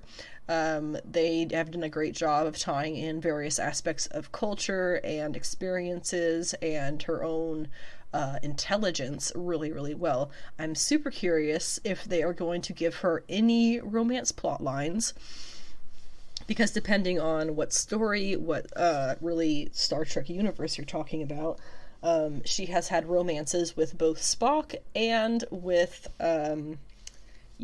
James T. Kirk, who is a future captain of the USS Enterprise. However, we have met James T. Kirk's father on this show, who looks to be not too much older than Uhura herself, which could just be my misinterpretation of his appearance, because he looks like he's maybe 30 max. And I have a hard time seeing him have a son who is within dating age at any point of Uhura. I feel like if he has a son, his son's in elementary school at the oldest. but we'll see. We'll kind of see. We already know that Kirk is going to be showing up in season 2. So we'll just have to wait and see how it all gets brought together.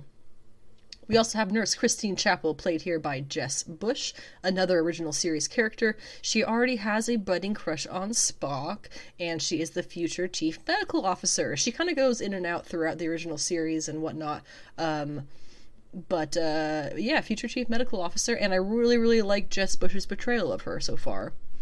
Lieutenant Laan Noonien Singh is played by Christina Chong. There is a quote from Ghosts of Illyria. Not quote from Ghosts of Illyria, but about the episode Ghosts of Illyria, where we learn a lot about her background. It says Laan and her family were descendants of Khan Noonien Singh, he is the infamous Khan, the augment tyrant who once ruled a quarter of Earth's population during the eugenics wars. She made herself something of an expert on Khan when she was a child, but also suffered bullying from other children due to her name being called Augment and Monster, among other things. She is a very intriguing character so far. Number 1 in this series, the second in command, is Una Chin Riley, played by Rebecca Romijn. She is an Illyrian, we learned in the Ghosts of Illyria, and during her assignment aboard the King Jr., she was involved in the rescue of then childhood Laan Noonien Singh, so they have a lot of ties together with their history. Lieutenant Erica Ortegas is played by Melissa Navia. She is an original character for this, more or less for this show. She is in navigation. Ortegas was named for the navigator Jose Ortegas, one of the original characters named in the original Star Trek which was the pitch for the show originally by Gene Roddenberry, the first version. We have Commander Hemmer, played by Bruce Horak. He is the chief engineer. He is a blind Anar, apparently, who compensates by having other, much more attuned senses, including a very basic form of telepathy, which is like a sixth sense. He is from a pacifist species. He says, "I will not fight for Starfleet, but I will defend its ideals." 3 other characters I have much less to say on so far are Dr. Umbenga, the chief medical officer, Mr. Spock, science officer, and Christopher Pike, captain. Dr. Mbenga is played by Babs Olasanmokun. Spock is played by Ethan Peck. He's growing on me. I did not like him in the first episode, but he is slowly growing on me. And Christopher Pike is played by Anson Mount. Speaking of Christopher Pike, I did find an article that kind of had me chuckle just a bit, but I do see 100% what she's saying. The article is Anson Mount on Captain Pike's masculinity in Star Trek and how it is like the ultimate goal for modern masculinity and stuff. It's a really cute article. If you're a big fan of the character or of the actor, you will definitely get a kick out of it. Finally, I had a little Easter egg I found from episode 1 that I found to be a bit interesting that I just wanted to mention. This is from Looper, and they had a long list of Easter eggs from the series so far that I will link in the description. This one is, the first episode of Strange New Worlds is appropriately centered on a first contact mission to a world we've never seen before, Kylie 279. In the best Star Trek tradition, the story revolved around a classic dilemma of whether or not to get involved in the affairs of a more primitive culture and society that has not yet achieved interstellar travel, potentially violating the Prime Directive. Though discussed heavily in the episode, some fans may find it curious that Pike and his crew refer to the directive, however, as General Order 1. That's because in the original Star Trek, it is just called that until about midway through the series when the writers reshaped the lexicon. I thought that was a really fun world-building fact about Star Trek that you might want to hear. If you'd like other fun facts and Easter eggs about the show, again, it is linked in the description, and make sure to check out the after show on the Patreon page for the discussion about the Trouble with Tribbles David Gerald book on the creation of an episode from start to finish.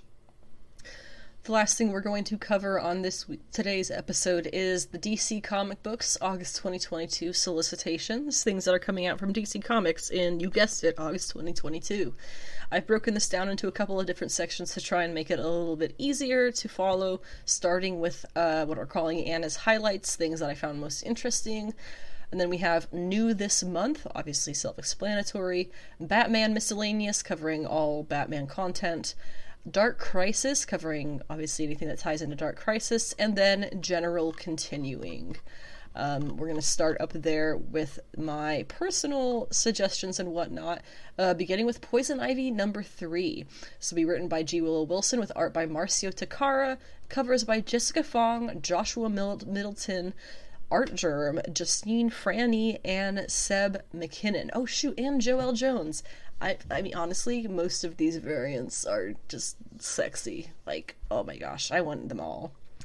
It says, fixing the world isn't easy work, and Ivy's all hot and sweaty because of it. Getting her hands dirty was never an issue, but when plant assassins come after her, Ivy must be willing to play dirty as well. Featuring variants from some of the comics most... blah, blah, blah, blah. Yeah, featuring variants. We already talked about that. Not much of a solicit, but I'm just happy the series is still going, and they haven't given us a final issue number yet. Deceased, War of the Undead Gods, number 1 of 8. This will be part 3, I believe. Third and final installment. Yes, third and final installment of Tom Taylor's Deceased. This is, of course, by Tom Taylor with art in this one by Trevor Harsine and Andy Lanning. We're going to have covers by Trevor Harsine, Dan Moore, Kayla New, Francesco Mattina, Sun Kamunaki, Dan Moore again, and Francesco Mattina. What began as a battle for Earth has become a war for the galaxy as the epic final chapter in the massive Deceased franchise is here. The emergence of a reborn undead Darkseid in Deceased Dead Planet sets the stage for the most devastating conflict yet for Batman, Superman, and Wonder Woman. As the anti-life equation spreads through the cosmos, the survivors of Earth prepare for the coming apocalypse and realize that their only hope could lie in the most powerful surviving hero from the first Deceased series. Wonder Girl 2022 Annual will be coming in August by Joelle Jones with art by Adriana Mello, Sweeney Boo, Jill Thompson, and Emmy Lennox. One thing I have to always appreciate about Joelle Jones is her ability to always nab stellar female creators to do her work with her. Covers by Joelle Jones, and then I should put my foot in my mouth with Chris Wildgoose and W. Scott Forbes. It is a 48-page one-shot special. After an unforgivable first visit to Themyscira, Sea Trial of the Amazons, Yara Flor has been crowned Wonder Girl and her Escacida tribe accepted into the Amazon Sisterhood. So what now? The jungles of Brazil beckon our heroes home, just in time for some new adventures. You won't want to miss the oversized issue packed with never-before-seen stories about the mysterious new tribe and their most famous member. The new champion of Shazam number 1 comes from the illustrious Josie Campbell with art by the also illustrious Evan Doc Shaner. We're going to have covers on this first issue by Joshua Middleton and Gary Frank. It will be a 4-issue series. Mary Bromfield has always struggled to determine who she is outside her family. Kinda hard to do when you're all superheroes. Now, after Billy Batson's heroic sacrifice, the power of Shazam has vanished, and she's been left powerless. Most heroes would be distraught, but not Mary. It's finally time for a voyage of self-discovery as she prepares for her freshman year of college and civilian life. But nothing is ever truly normal for this young hero, because she's been just chosen as the new champion of Shazam, at least according to a talking rabbit sent to her by her estranged brother Billy. Will she embrace the power, or will it die along with this world's hope for survival against the mysterious magical forces waiting to take control? Find out in Mary's first solo miniseries, brought to you by up-and-coming comics writer Josie Campbell and fan-favorite Shazam artist Doc Shaner. Catwoman Lonely City issue 4 of 4 comes out and completes the series in August by Cliff Chang, with a cover by Jose Luis Garcia Lopez. One of the most acclaimed Black Label series ever reaches its conclusion. All of the sacrifice, all of the broken bodies and shattered relationships was leading up to this. Selena Kyle standing in front of the Batcave, desperate to know the secrets inside of it. Secrets once thought to have died with Batman. But you should never open doors you can't close, if opening them means swinging wide the gates of hell. That sounds so fun! Finally, in my own picks, or whatever we're calling this, Nubia, Queen of the Amazons, number 3 of 4, is by Stephanie Williams, with art by Aletha Martinez and Mark Morales. Covers by Kari Randolph, Juliet Neka, and Derek Chu. With Nubia on the mend, she'll need all the help she can get to battle the powerful villain behind it all, Zilla. Enter Hawk... I'm just going to say Hawk Woman because I refuse to say the other name, and the new Wonder Girl, Yara Flor. But there is something more to this vendetta against Nubia and her efforts to bring peace to man's world. Could Zilla be connected to our queen's life before she became an Amazon? Obviously the answer is going to be yes. Find out in the penultimate issue of this fan-favorite miniseries.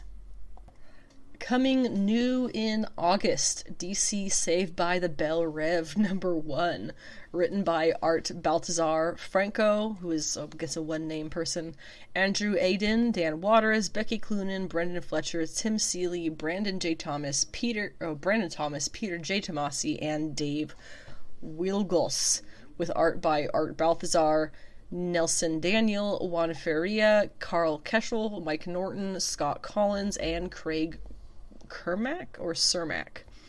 Covers by Junie Ba and Riley Rusmo. It says, school's back in session and we know just what you're waiting. You're waiting for the bell to give you some relief. Alright, you can't say we didn't try. DC Saved by the Bell Reeves halls are packed with 8 tales of school-time fun around the DC universe. The Suicide Squad is sent to an international prep school to protect a dignitary's son. Jean-Paul Vallée returns to school that made him Azrael. Plus, a return to Tiny Titans by Art Baltazar and Franco, and a new school year starts at Gotham Academy. Tales of the... Ow. My back just almost killed me.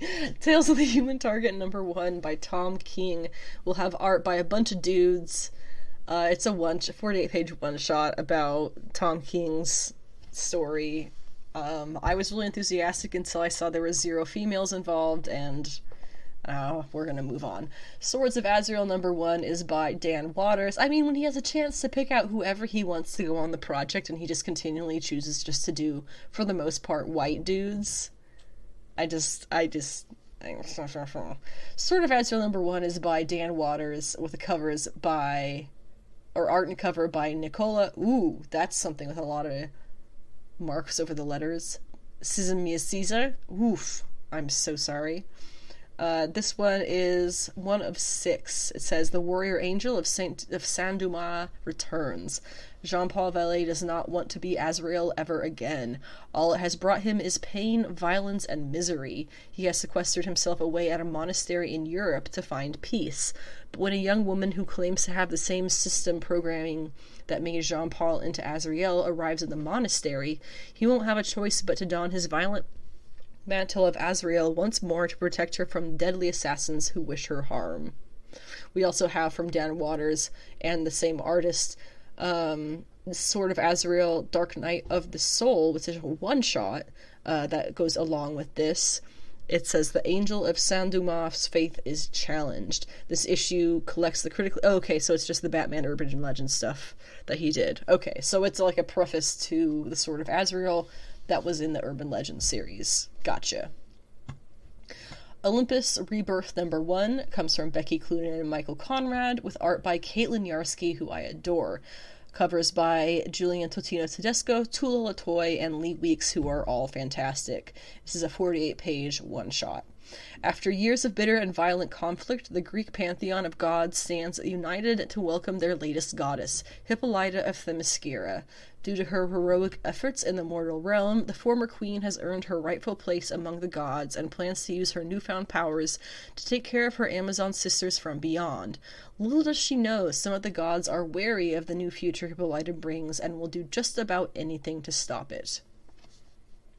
Batman One Bad Day, The Riddler is a one-shot by Tom King and Mitch Gerrits, with covers by Jim Lee, David Marquez, Mikael Janin, and Brian Boland. It will be 64 pages.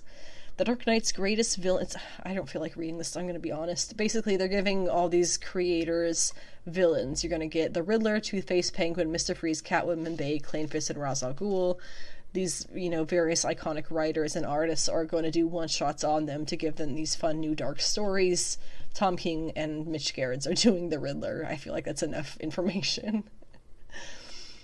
Batman Dear Detective #1 is one shot by Lee Bermejo with art by Lee Bermejo, a 1 of 25 cover by Lee Bermejo, a 1 of 50 cover by Lee Bermejo. What happens when a comics art powerhouse meets one of the greatest, most exciting heroes of all time?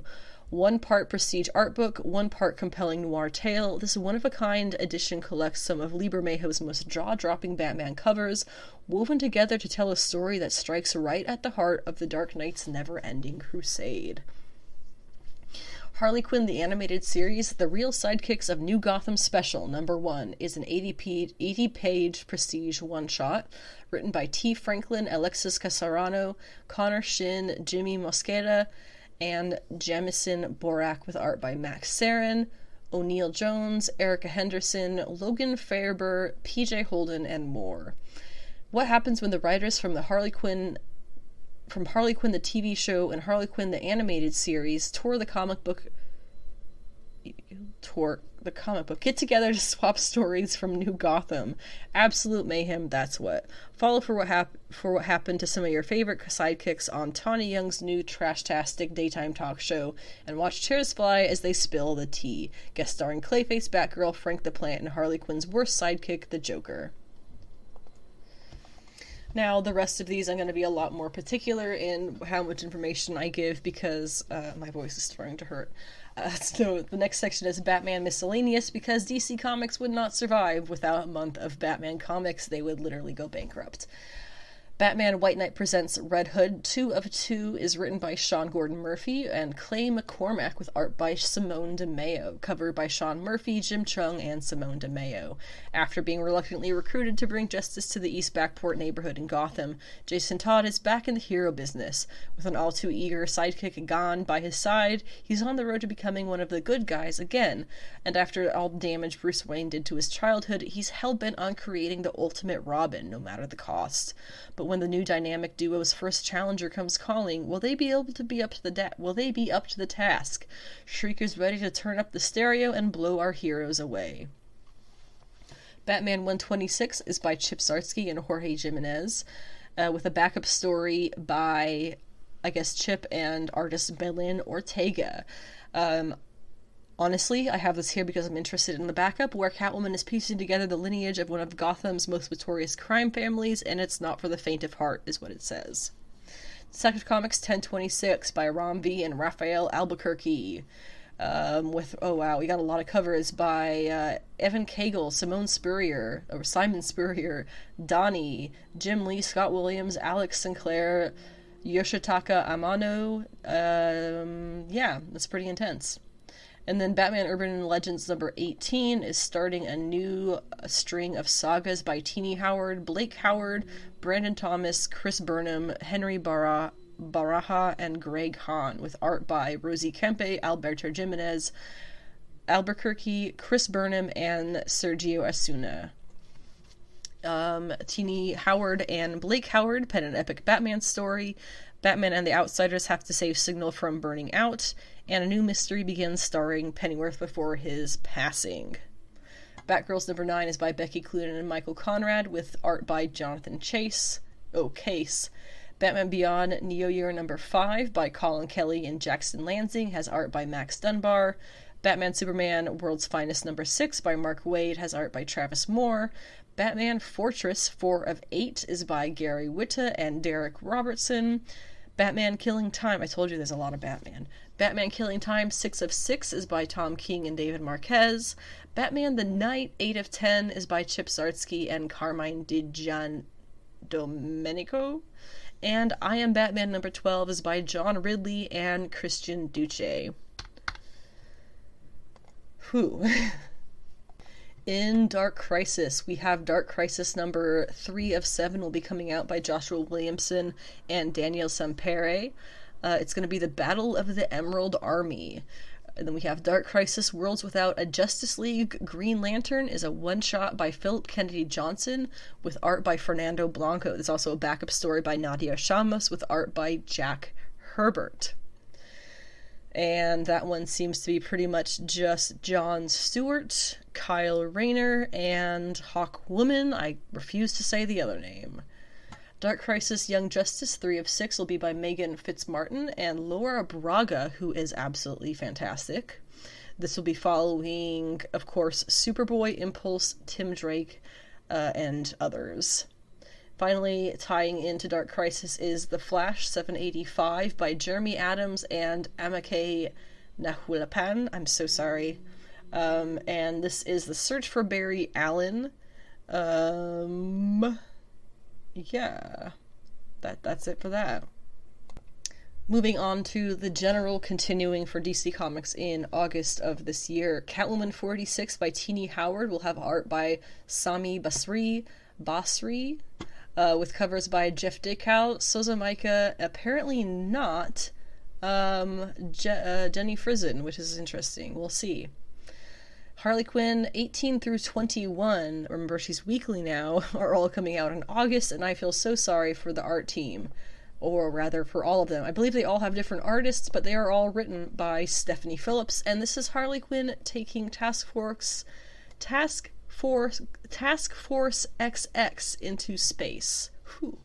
We also have Harley Quinn 2022 Annual coming out, which is again by Stephanie Phillips with multiple artists, and they are doing more Task Force XX stuff. Task Force XX Space Extravaganza stuff. I guess it will be the final installment of that run, of that arc. We'll see. The Flash 2022 Annual #1 is focusing on Wally West and Linda Park. It'll be by Jeremy Adams and Sergio Asuna, cover by Marguerite Sauvage. Flashpoint Beyond #4 is by Jeff Johns, Jeremy Adams, and Tim Sheridan, with art by Zermanico. Action Comics 1046 by Philip Kennedy Johnson and Dale Eaglesham. Black Adam #3 by Christopher Priest and Rafa Sandoval. DC vs. Vampires 8 of 12 by Matthew Rosenberg and Otto Schmidt. DC vs. Vampires All Out War #2 of 6 by Matthew Rosenberg and Alex Packnadel and art by Pascal Quilano. DC Mech #2 by Kenny Porter and Baldemar Rivas. Deathstroke Incorporated #12 by Ed Brisson and Dexter Soy. Duo #4 by Greg Pak and Koi Pham and Scott Hanna. Multiversity Teen Justice 3 of 6 by Yvonne Cohen and Danny Lore, with art by Marco Failla. Naomi Season 2 6 of 6 by Brian Michael Bendis and David F. Walker, with art by Jamal Campbell. Robin 17 by Joshua Williamson, with art and cover by Roger Cruz and Norm Rapmund. Superman Son of Kal-El #14 by Tom Taylor and Cian Tormey. The Justice League Jurassic League 4 of 6 by Daniel Warren Johnson and Juan Gideon, with art by Juan Gideon. Swamp Thing 16 by Ram V and Mike Perkins. And finally, Wonder Woman 790 by Becky Cloonan, Michael Conrad, and Jordi Belair, with art by Emma Lupacchino and Paulina Ganichow, which I probably said wrong.